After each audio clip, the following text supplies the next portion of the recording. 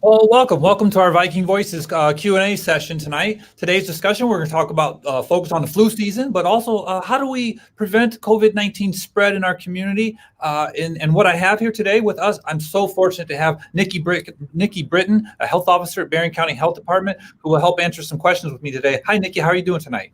I'm good. How are you doing, Dan? Oh, great, Nicki. I'll tell you what, I really appreciate you being on with me. I get a lot of questions from parents and members of the community, and a lot of them are health-related questions. I tell them I'm not a health expert, but I'll tell you what, I really rely on you. I know the other superintendents rely on you, and you're a great partner in everything that we're doing. So I know you're also very busy, very, very busy. And so I appreciate you taking the valuable time, because I know our parents and our students, they need this information and they need to hear directly from you. So I really appreciate the time. Thank you very much. I'm going to give a quick update to everybody here before we get to Nicki. Last Friday, we had the Supreme Court ruling that kind of negated a lot of executive orders, which really kind of threw us all in a little bit of a frenzy.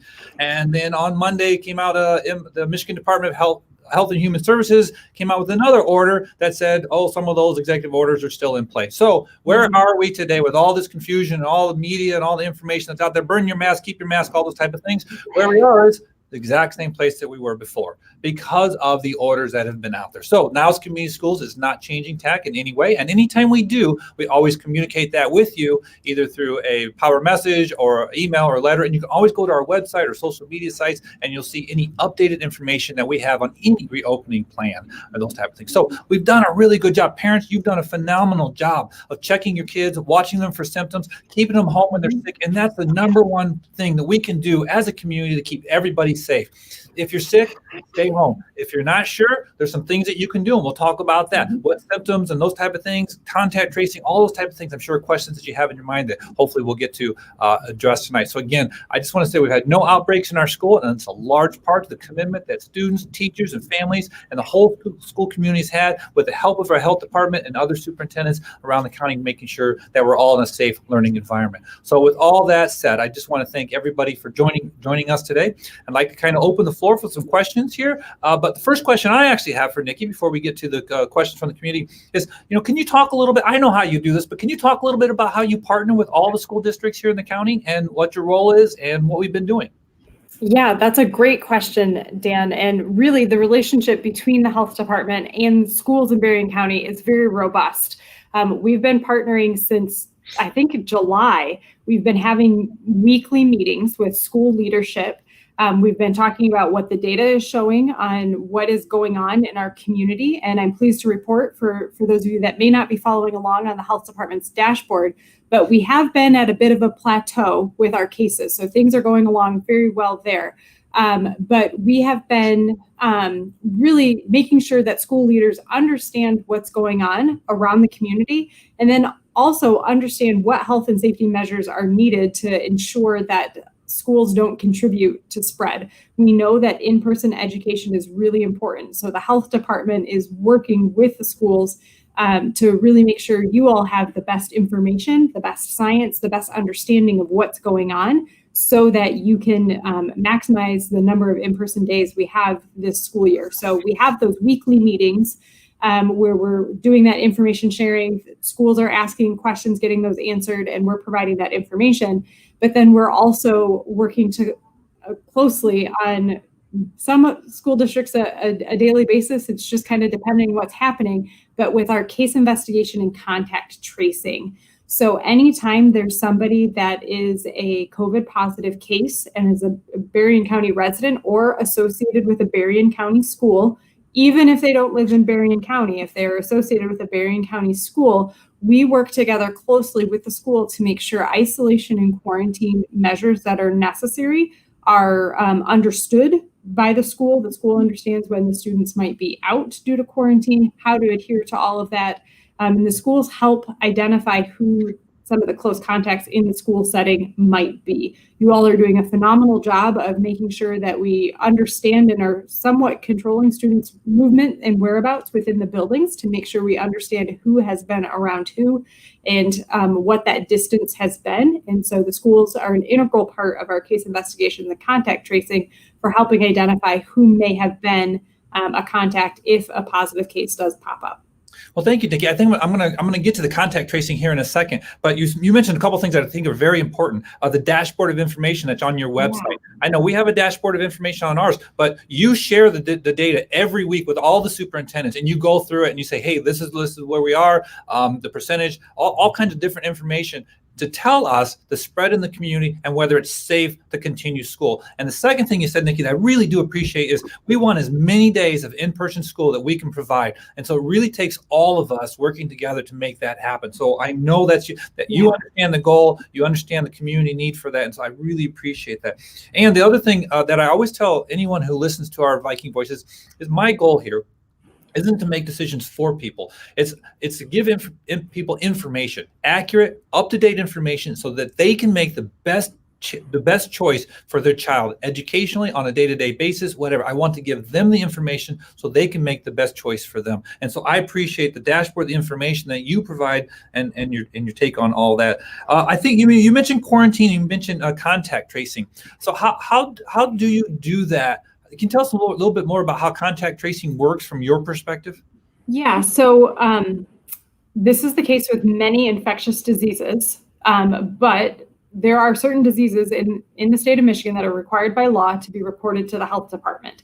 Those are infectious diseases that have a bearing on public's health and could spread and cause some public health issues. So we do this type of follow-up every day, 365 days a year, every year. It's not just a 2020 COVID-19 thing. Oh, okay. Obviously, we've ramped up our operations, but so anytime there's a positive case of COVID-19, that gets reported to the local health department. This is happening all across the country to varying degrees. But in Berrien County, we know every Berrien County resident that has a positive test result. So we immediately make contact with that person. We talk with them a bit about the course of their illness, if they're experiencing symptoms, if they don't have symptoms. We talk with them about what their diagnosis might mean, some of the protective measures they can do, what to watch for in monitoring themselves for potentially more serious illness. We know COVID can be very mild or it can be very serious. So we work with cases to determine that and help monitor their health status. We also determine what the infectious period is. So we know the infectious period where somebody might be transmitting COVID-19 is in the 48 hours before symptoms start through at least 10 days after symptoms have started. And there's a couple other criteria in there as well, but we work to identify that infectious period. And then we work with the case to try to identify who they have been around and as a close contact. And that's defined as somebody within 6 feet for 15 continuous minutes or more. So we work with the case to try to identify that. If it's somebody that is associated with a school, we then also contact the school and through appropriate allowable legal sharing, we are able to tell the school, this individual has tested positive. Can you give us who they have been around in the school setting? So who do they sit by in the classroom? Might they sit by in the bus? All of those things. The schools provide us with that information. That is part of our investigation. And then anybody that's been identified as being exposed to this person during their infectious period gets a phone call. If you get a phone call, we're not going to tell you who you were exposed to, so we don't disclose the name of the case to any of the contacts, but we do let the contacts know we have reason to believe they've been exposed to COVID-19, and then we talk through the whole quarantine process with them. You'll note that quarantine is a 14-day process from the time you were exposed to when we can be reasonably assured that if you were going to get sick, you would have gotten sick by that point. Isolation, which is what we do for people who are positive or who are sick, we're isolating them from others to prevent them from getting sick. That's actually only 10 days. And I know there's confusion around the timing. We walk everybody through it, but they're different biological processes, which is why there's different timeframes there. And so I think you said something important, because there's a lot of rumors that go on, hey, I heard this person has COVID. I heard that person got COVID. I heard they're quarantined. But really, and so people are, well, is my child quarantined too?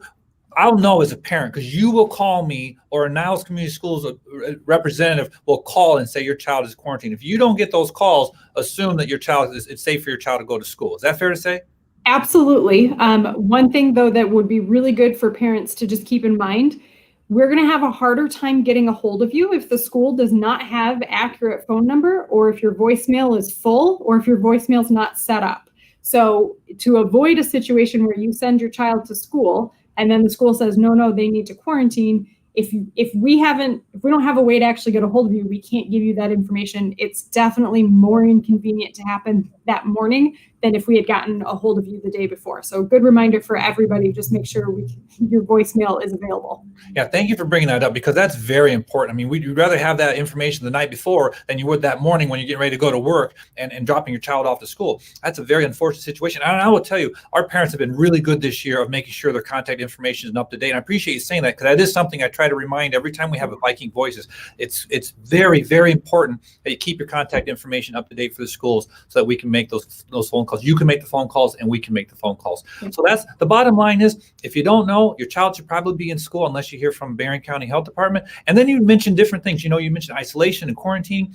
And then you mentioned different scenarios, this many days or this many days. But basically what it is the child will be told, the parents will be told. Yes. You will know. Okay. Right. You don't need to become an expert on those things. If you want to learn more, you can learn more about all the guidance on our website, which is www.bchdmi.org. But we will walk you through all of that. You'll have an opportunity to ask lots of questions. We'll be able to answer those. You don't need to be the expert, but some people like to know what might be coming. Yeah. No, I just, again, the parents will get the information from you or from us, because we'll get the information from you as well. So, all right, thank you. Let me go to the next question we got here. All right, here's a question that came in. Is there a specific known phone number to look for if Berrien County Health Department does actually call? Oh, great question, because people are going to see an unknown number and they're going to not answer it. Great question.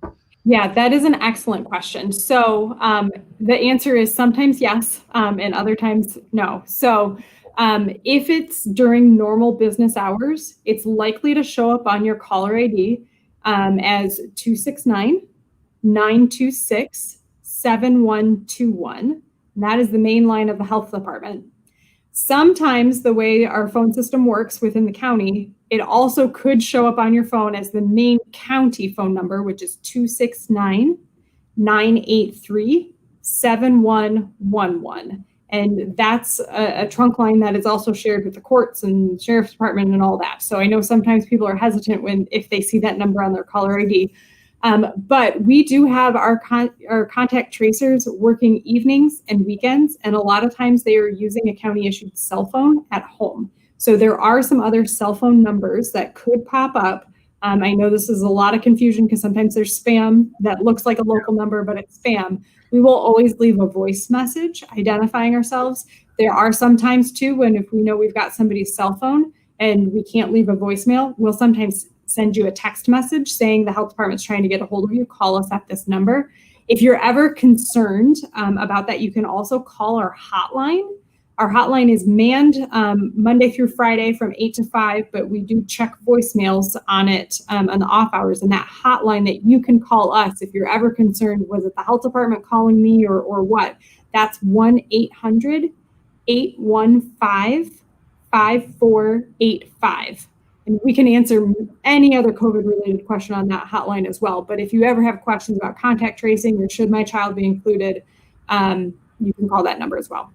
All right, thank you. And again, I know you guys are swamped. I mean, with all the phone calls that you're getting. So I appreciate that 1-800 number and the hotline that you said is manned all the time during the day and then is checked at night. I really appreciate that, because I know we've had the conversations early in the morning as well as late at night. And so I know it's been a big burden on you for you guys to keep up, but you've been doing it. So we appreciate that. Keep everyone safe. All right, let me look at the next question we have here. It says, what do you need to do to schedule a COVID test? Do you need to be exhibiting symptoms? And another question is, and I know you're not an insurance expert, but that's something that I do hear from parents is, and maybe that's what this parent is asking as well, that, well, do I have to go to my family doctor? Can I go somewhere else? And will insurance cover it? And you may not be able to answer the insurance question, but I would think the site could. So what do you need to do to get a COVID test? Right. So there are many different ways to do this. So our website, which again is bchdmi.org, does have a list of all the places in Berrien County you can get a test. There is the Rite Aid, I believe in Niles, Yep. and the Rite Aid in Bridgman. There's a neighborhood testing site at Hope Community Church in Niles, which is just over in Cass County. that the Michigan Department of Health and Human Services actually operates that. That's available. Spectrum Health Lakeland is, I believe, the only testing site in our area that requires a doctor's order, but all the other areas you can make an appointment. A lot of them you can make an appointment online, you can call, you can also walk up to them. I think Cass Family Clinic is doing some testing as well. They have limited hours, so check before you go. There are also a lot of providers in northern Indiana, in the South Bend, Mishawaka area. Physicians Urgent Care, South Bend Clinic, a lot of those places are doing it. And in northern Indiana, there are rapid tests available too. So I know a lot of our residents in Berrien County that are a bit closer to the border have been going to Indiana for tests, whether that's where you typically go for healthcare or you're seeking that rapid test, because the Berrien locations typically don't do rapid tests. The thing I'll say about testing in Indiana, absolutely seek services wherever you feel most comfortable and where you need to. But because it's across the state line, it can take 4 or 5 days for test results to actually make it to the Berrien County Health Department. And if it's a rapid test, we have found they virtually just aren't making their way to us. So anybody who gets a rapid test result, please keep your test results. We have been having people that have been sending us pictures of their test results, because that allows us to then get all the appropriate paperwork and case investigation. It just makes our job a lot easier. And I think for the schools too, it helps you understand what is going on when we can see proof of that positive test. And we really need the patients to provide that to us. The system just isn't quite working as intended when there's so many new tests coming on the market. And getting back to the insurance question, what we have found for the most part, insurance is covering tests. Okay. What we have found is that when there have been many tests, like when some employers were trying to get people to take a test every week or so, and there really was no medical reason for it, the insurers did stop paying for some subsequent tests. So okay. It could be good to check with your insurer, but if it's just a one-off, hey, I was exposed or I'm experiencing symptoms, or if your doctor orders it, there should be no problem. Not the insurance expert, not going to make any guarantees, but for the most part, that should be covered. And you may have answered this, but I just want to clarify for sure that it says, do you need to be exhibiting symptoms? Because some people, if they've been exposed to somebody, they want to get tested. So do they have to have symptoms? No, you do not have to have symptoms. If you've been exposed to somebody, though, we want to make sure that enough time has passed between the time you were potentially exposed until the time. What the test is looking for is for the presence of the virus. Part of the reason you don't get sick within the hour you're exposed is because the virus needs to replicate in our bodies to be at a large enough amount to make us sick. So that takes a few days. We generally recommend somebody who's been exposed wait until day 5 after the exposure to seek a test.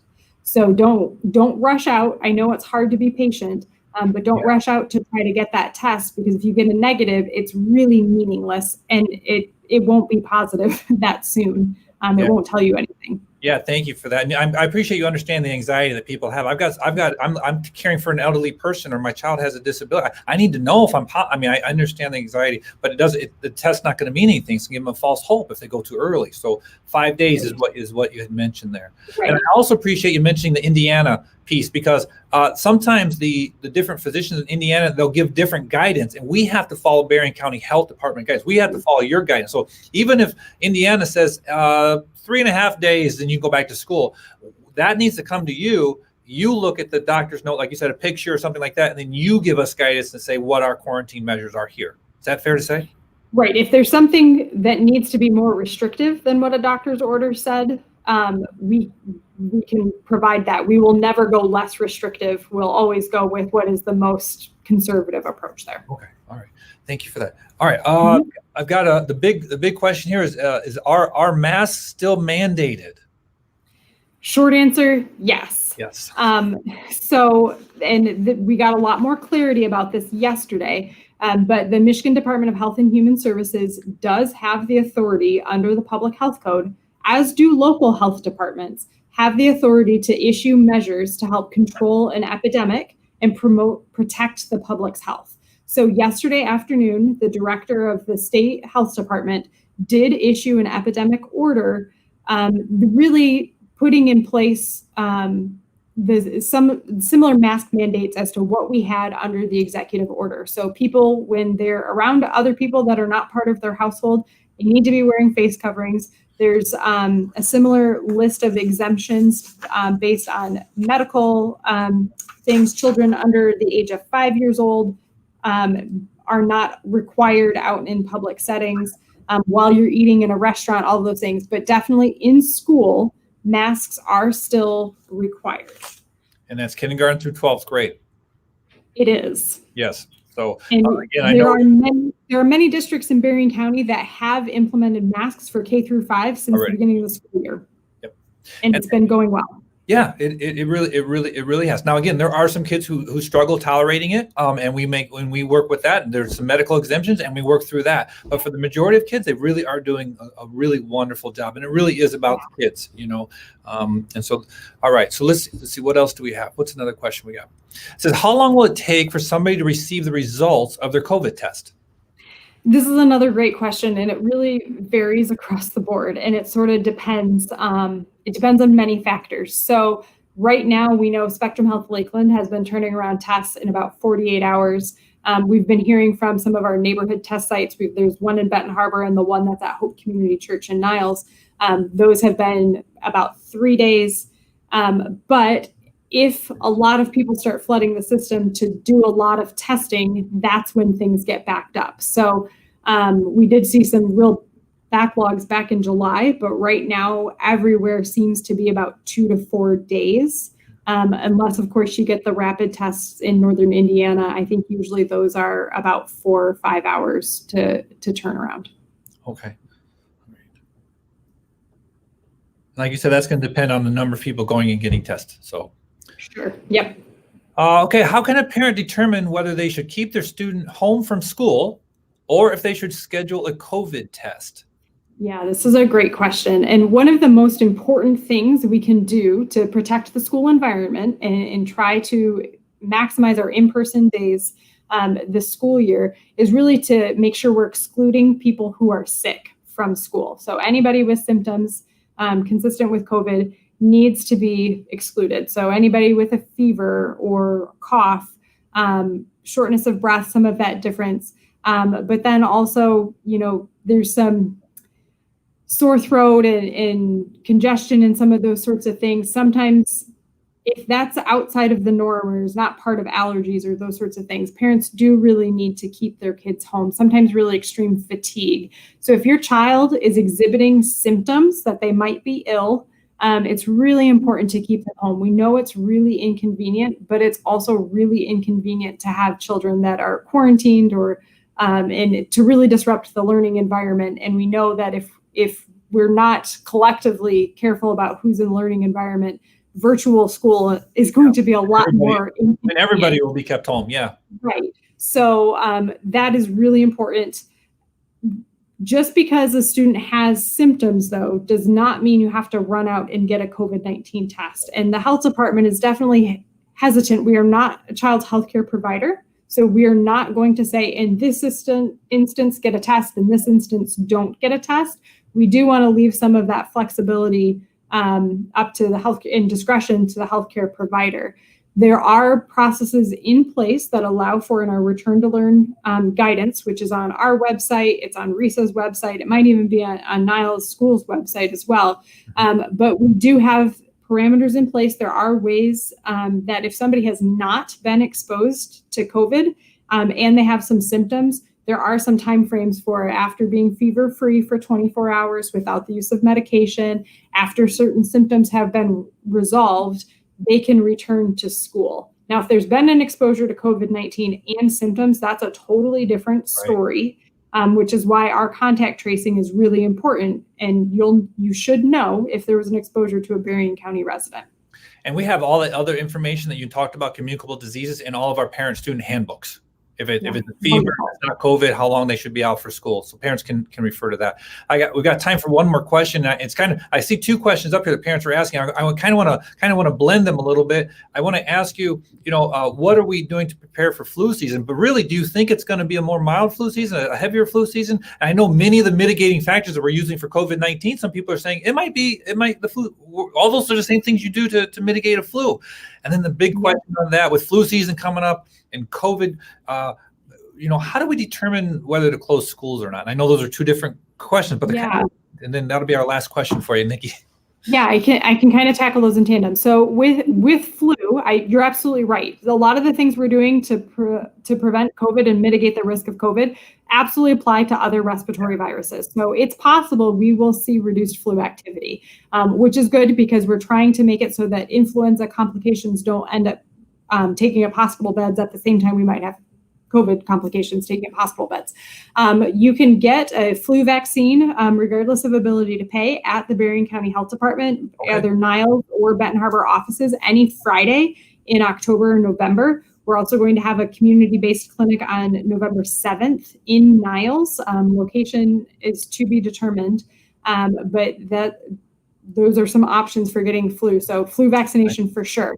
In terms of determining when to alter in-person education, maybe go all virtual or some mix of the two, it's really going to be we're going to have to look at everything case by case. But if we're seeing evidence of ongoing transmission in the schools, having a break for 14 days to be able to stop that chain of transmission would be something important. Now, how early in that we make that decision is also dependent on what's going on in the community in terms of community spread. Yeah. We have some clear definitions around what an outbreak looks like in a school setting. The threshold is very low for meeting that criteria, and there are some schools in Berrien County that have met that criteria already. They have continued with in-person operation because we have not seen evidence that it's persisting. And that it represents a health threat. So that is something that the school retains the authority for determining how instruction is given, whether that's in person or virtual. But we will be working very closely with the schools to help determine what is the best course of action, what are the actual health risks, how can we mitigate those, and what's going on in the broader community. So it's definitely collaborative to try to come to that decision, but ultimately the authority rests with the superintendent. Yeah, thank you for sharing that. That's exactly right. And we'll be working together because, like you said, it's a spread in the school because it's going to come into the schools. It's going to. But can we mitigate the spread so we don't have this chain, as you mentioned, of interactions and more spread? But also it has to do with the community. Because even if we can mitigate it in the school, but it's out in the community, it's just going to keep coming back in. There's a lot of different factors that are going to go into that.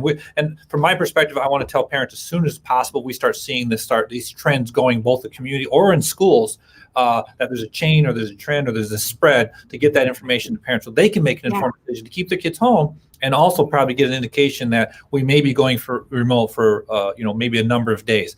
If it's a small case, 1 or 2 cases, we might be remote for a couple of days or something like that, but we'll work with you as we do that. And I'm going to close the time out. Nicki, I just want to thank you so much for your time. I really do appreciate it. I appreciate your expertise, your knowledge. Again, our partnership has been fabulous. We couldn't do it without you. So thank you very, very, very much. And I also want to thank everybody else. Thank you for joining us. Thank you for your time. Thank you for your questions. It really helps us kind of get a flavor of what questions do you have and what kind of experts should I bring in. And the last few times that I talked to you, I've got a lot of health questions and I just felt uncomfortable answering any that are kind of out of my area of expertise. And so again, I really hope that you appreciate that Nicki was able to take time to come in and answer a lot of those questions. Any additional questions that you have can be sent to our COVID hotline, COVID hotline. You should be able to see it there at nowschools.org. And again, thank you again. We hope you have a great day. Thank you. Thank you again, Nicki. Thank you.